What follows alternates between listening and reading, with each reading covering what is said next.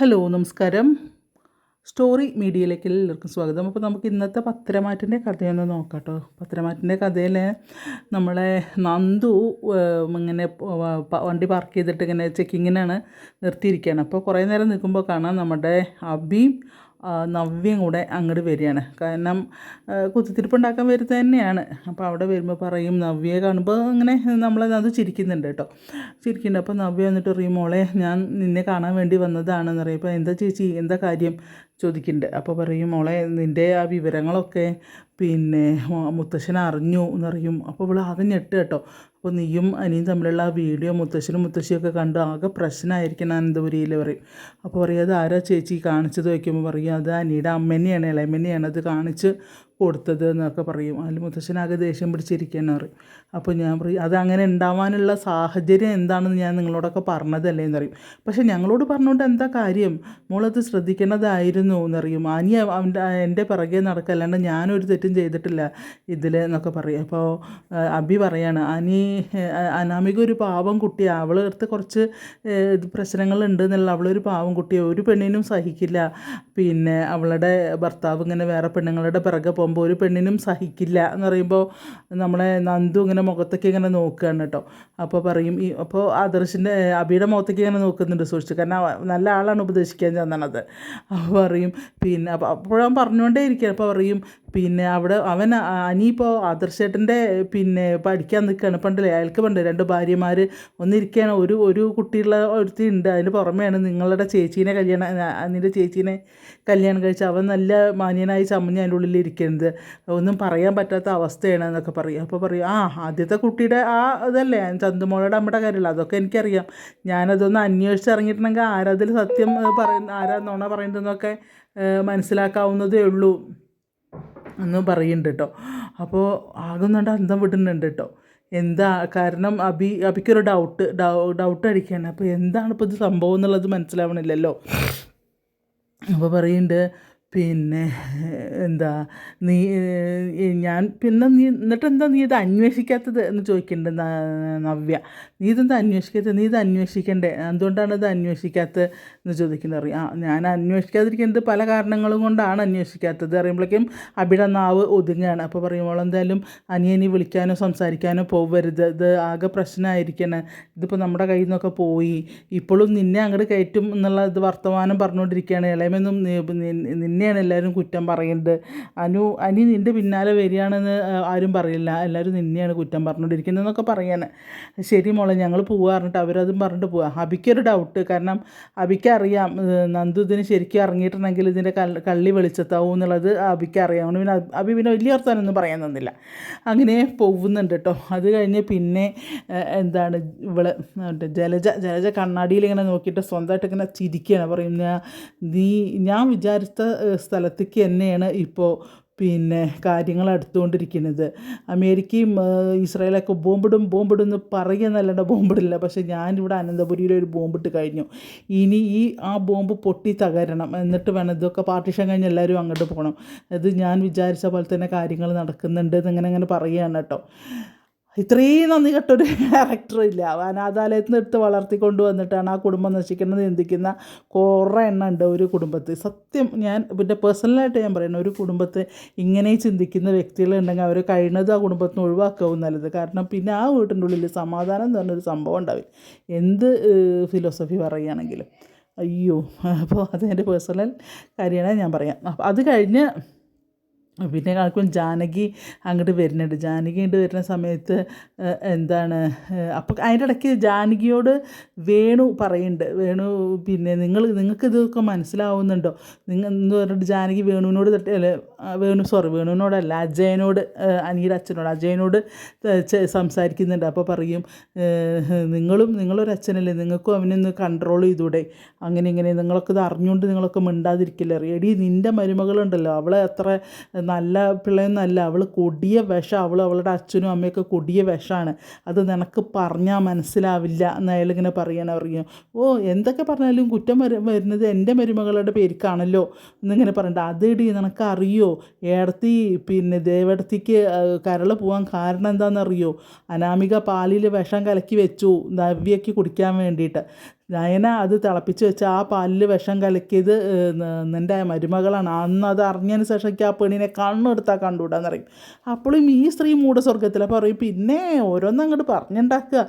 അവളെ പണിയാണത് നയനയുടെ. എന്നിട്ട് വേണമല്ലോ അവളെ ഒഴിവാക്കിയിട്ട് വേണമല്ലോ അവളുടെ അനിയത്തീനെ അങ്ങോട്ട് കൊണ്ടുവരാൻ. ഞാൻ ജീവിച്ചിരിക്കുമ്പോൾ അത് നടക്കില്ല പറയും. നിനക്ക് എന്ത് പറഞ്ഞാലും മനസ്സിലാവില്ല. അവരെന്തായാലും നന്ദുവിനെ ഇങ്ങോട്ട് കൊണ്ടുവരാൻ ഉദ്ദേശിക്കുന്നില്ല. നീ അത് വിചാരിക്കും മറ്റു. പക്ഷേ നിൻ്റെ മരുമകളുണ്ടല്ലോ അവളെ കുടുംബത്ത് വെച്ച് ഉറപ്പിക്കാൻ പറ്റാത്ത സാധനം അറിയും. ഇതൊക്കെ ഇപ്പോൾ എന്ത് വേണമെങ്കിലും പറഞ്ഞുണ്ടാക്കാമല്ലോ. ഇപ്പോൾ അവൾ പറഞ്ഞിട്ടുണ്ടാവും ഇതൊക്കെ, അല്ലാണ്ട് വേറെ ആരുമല്ല അറിയുമ്പോൾ. അവൾ അറിഞ്ഞിട്ട് മിണ്ടാണ്ടിരുന്നതാണ് ഈ കുടുംബത്തിൽ പ്രശ്നം ഉണ്ടാവണ്ടെന്ന് വിചാരിച്ചിട്ട് മിണ്ടാണ്ടിരുന്നതാണ് അറിയും. ഇപ്പോൾ എന്ത് വേണമെങ്കിലും വിളിച്ച് പറയാലോ എന്നൊക്കെ പറഞ്ഞ് ചാടി തുള്ളിയിട്ട് ഞാൻ നിന്നോട് അധികം പറയുന്നില്ല, കാരണം അടിച്ച് പൊട്ടിക്കുക വേണ്ടത് എന്നൊക്കെ ഇങ്ങനെ പറയണ്ട ജയമ എടുത്തിട്ട്. പറയും നിങ്ങൾ ഇതിന് മുന്നേ അത് ചെയ്തിട്ടില്ല, നിങ്ങൾ ചെയ്യുക എന്നൊക്കെ ഇങ്ങനെ പറഞ്ഞ ജാനകി നല്ലൊരു ക്യാരക്ടറായിരുന്നു. അത് കൊളായിപ്പോൾ.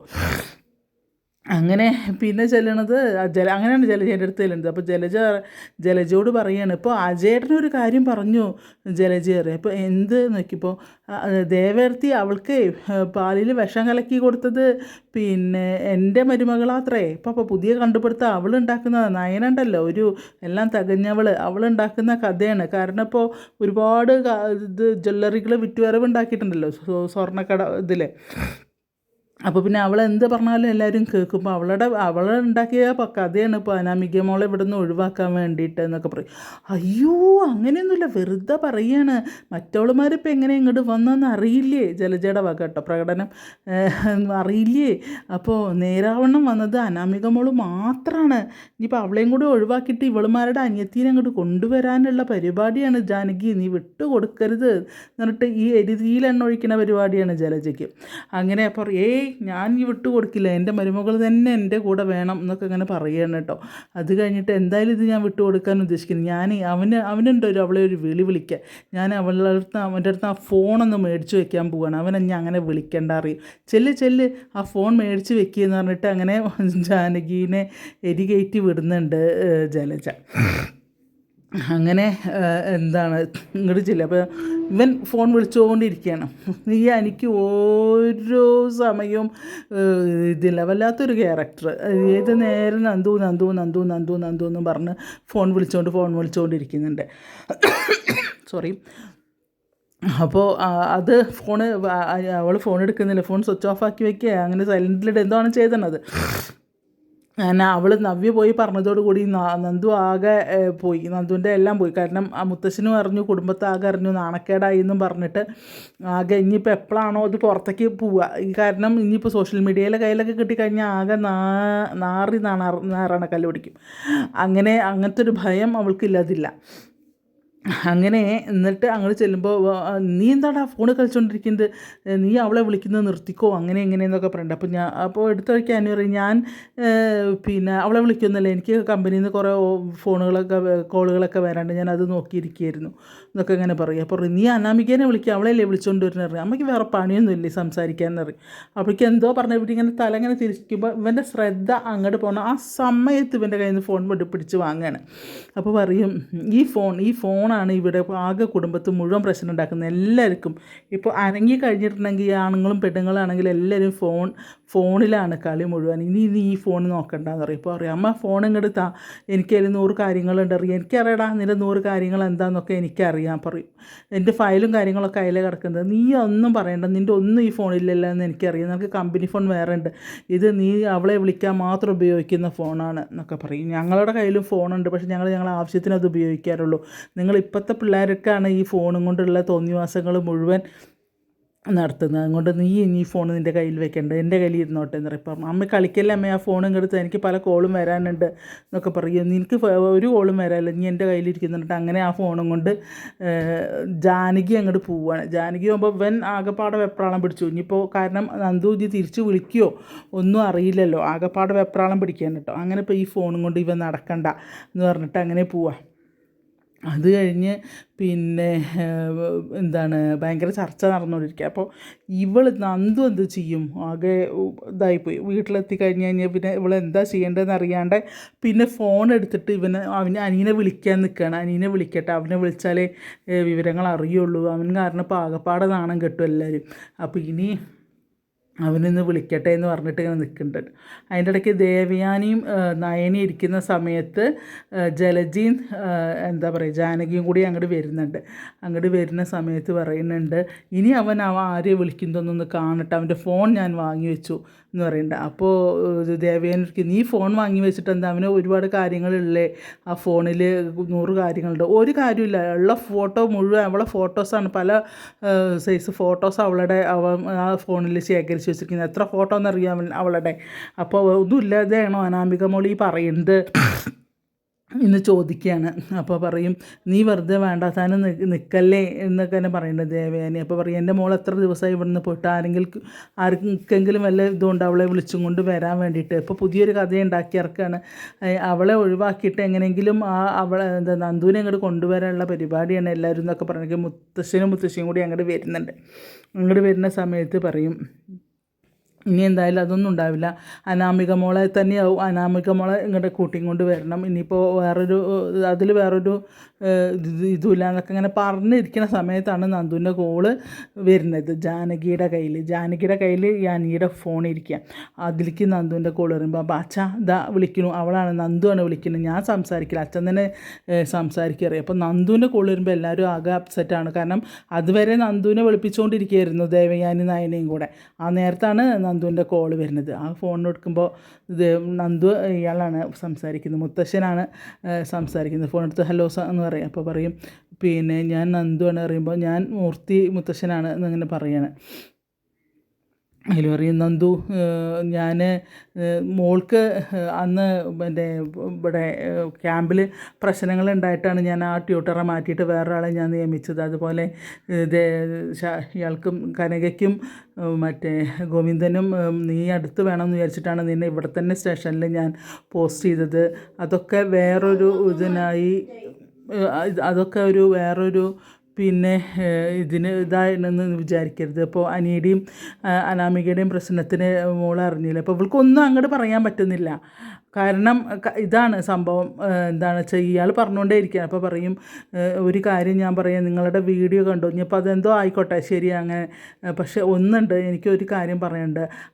മോള് പിന്നെ അനിയുടെ കൂടെ പോയില്ല എന്ന് ഞങ്ങൾക്കറിയാൻ പറഞ്ഞാൽ, അനി മോളെ കൂടെ വരുമ്പോൾ അത് വിലക്കണം, അത് ഒരിക്കലും ഇനി തുടരാൻ സമ്മതിക്കരുത്, അത് വിലക്കണം. പിന്നെ അനിയും അനാമികയും ഒരുമിച്ച് പോകുന്നതാണ് ഞങ്ങൾക്കൊക്കെ ഇഷ്ടം. അത് ഇനി അവരെ രണ്ടാളെയും പിന്നെ വേർതിരിക്കുന്ന ഒരു അവസ്ഥയിലേക്ക് കാര്യങ്ങൾ പോകരുത്, അത് മോളായിട്ട് ആക്കരുത് എന്ന് എനിക്കൊരു ആഗ്രഹമുണ്ട് എന്നിങ്ങനെ പറയാണ്. കാരണം ഇവൾ പറയേണ്ടതൊന്നും കാരണം ഇവൾക്ക് പറയാനുള്ള ചാൻസ് കൊടുക്കുന്നില്ല ഇയാളിങ്ങനെ പറഞ്ഞുകൊണ്ടേ ഇരിക്കുകയാണ്. കാരണം അനി എപ്പോൾ ചെന്നാലും ഇവളെ ആട്ടി വിടുന്നുണ്ട്, പക്ഷേ അവൻ ഇങ്ങനെ ഭ്രാന്തെടുത്ത പോലെ ഇവളെ പിറകെ നടക്കുന്നതാണ്. അപ്പോൾ പക്ഷേ എന്തായാലും കുറ്റം മുഴുവൻ ചെല്ലുന്നത് അവൾക്കല്ലേ, അതുകൊണ്ട് അങ്ങനെ മുത്തശ്ശൻ പറയുകയാണ്. അപ്പോൾ അതുകൊണ്ട് അവരൊരുമിച്ച് പോകാനാണ് ആഗ്രഹം. അതിൻ്റെ ഇടയ്ക്ക് മോള് കയറി വരരുത്, എന്തൊക്കെ അനി വന്നു കഴിഞ്ഞാൽ അനീനെ മോള് അവോയ്ഡ് ചെയ്യണം എന്നൊക്കെ പറഞ്ഞ് ഇതാക്കുന്നുണ്ട്. അപ്പോൾ ഇവിടെ ഒന്നും മിണ്ടുന്നില്ല. കാരണം നന്ദു ഒന്നും മിണ്ടുന്നില്ല. അപ്പോൾ തൃപ്തിയായി ആ ഫോൺ എന്നിട്ട് അങ്ങനെ ഫോൺ സംസാരിച്ച് കഴിഞ്ഞ് അവിടെ വയ്ക്കുമ്പോൾ അങ്ങനെ നന്ദു ആകെ ഷോക്കായിട്ട് ഇങ്ങനെ നിൽക്കുന്നുണ്ട്. അപ്പോൾ പിന്നെ അതേപോലെ നയനി, അപ്പോൾ ഇവർക്ക് ജാനകിക്ക് സമാധാനമായി, ജാനകിക്കും ജലജയ്ക്കും സമാധാനമായി. അങ്ങനെയൊക്കെയാണ് ഇന്നത്തെ പത്രമാറ്റിൻ്റെ കഥ പോകുന്നത്. അപ്പോൾ ആരും മിസ് ചെയ്യേണ്ട കാണുക, അതേപോലെ സീരിയൽ കാണുക. അതുപോലെ എൻ്റെ കഥ ഇഷ്ടപ്പെട്ടാൽ നിങ്ങൾക്കൊന്ന് സബ്സ്ക്രൈബ് ചെയ്ത് ബെല്ലൈക്കണൊക്കെ അമർത്തി ഒന്ന് ലൈക്കൊക്കെ ചെയ്ത് നമ്മളൊന്ന് സപ്പോർട്ട് ചെയ്യുക. അപ്പോൾ എല്ലാവർക്കും നല്ലൊരു ദിവസം ആശംസിച്ചു നിർത്തുന്നു.